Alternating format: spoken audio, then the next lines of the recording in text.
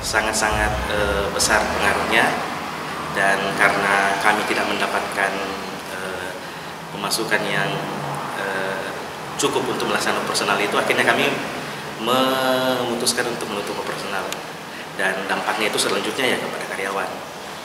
Untuk saat ini beberapa karyawan kami rumahkan dan beberapa juga tetap bekerja.